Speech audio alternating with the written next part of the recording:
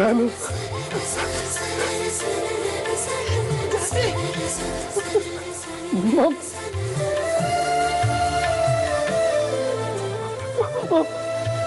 ಜಾನು ಪ್ರಜ್ಞೆ ಬಂದ್ಬಿಡ್ತು.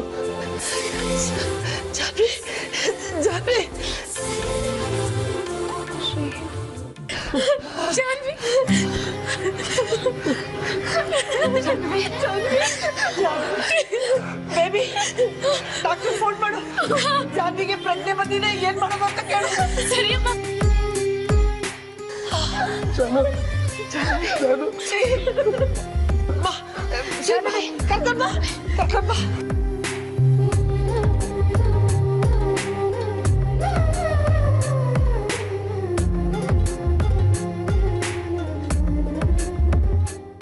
Hello hello hello doctor, ನಾನು ಬೇಬಿ ಮಾತಾಡ್ತಿರೋದು.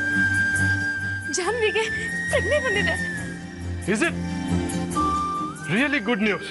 ಡಾಕ್ಟರ್, ಜಾನ್ವಿನ್ ಕರ್ಕೊಂಡು ಹಾಸ್ಪಿಟ್ಲಿಗೆ ಬರ್ಬೇಕಾ? ನೋ, ಅದರ ಅವಶ್ಯಕತೆ ಇಲ್ಲ. 2 ದಿನ ಮನೆಯಲ್ಲೇ ಬೆಡ್ ರೆಸ್ಟ್ ತಗೊಳ್ಳಿ.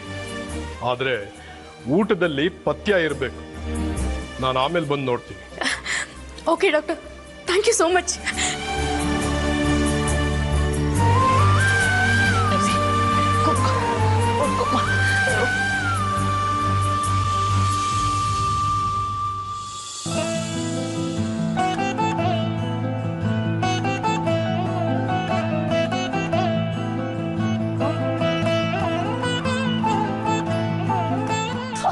ವಸುದಾ, ನೀರು ತಗೊಂಡ. ನೀರು ಕುಡಿ ಮಾಮ್ಸ್, ನೀರು ಕುಡಿ ಬೇಗ. ಜಾನ್ವಿ, ಹಾಸ್ಪಿಟ್ಲಿಗೆ ಹೋಗೋದೇನು ಬೇಡವಂತೆ, ಮನೆಯಲ್ಲಿ ರೆಸ್ಟ್ ತಗೊಂಡ್ರೆ ಸಾಕಂತೆ.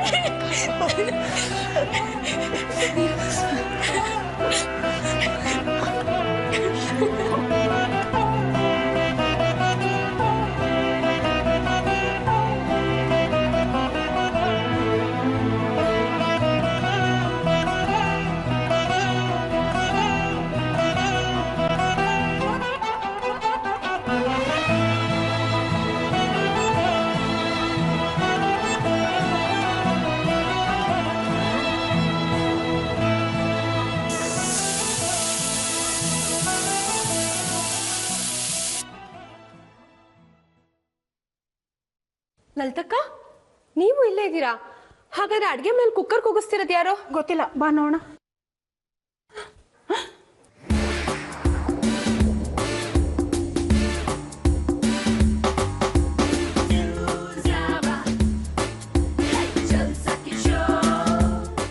ಶ್ರೀ, ನೀನೇನ್ ಮಾಡ್ತಿದ್ಯಾ ಇಲ್ಲಿ? ಬಂದೇ ಬಿಟ್ರಾ?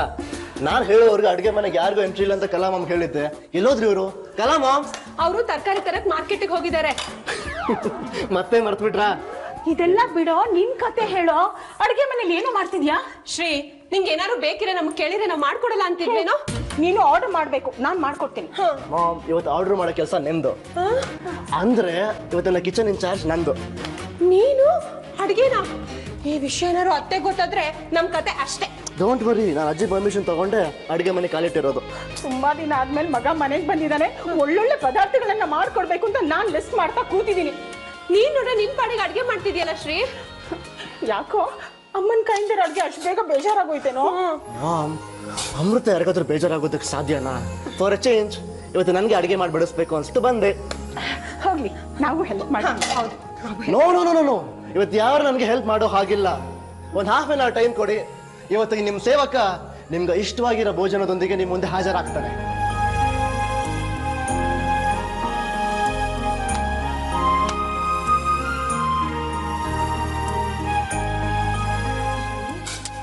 ಹೋಗಿ ಅಂತ ಹೇಳಿದ್ನಲ್ಲ, ಪ್ಲೀಸ್.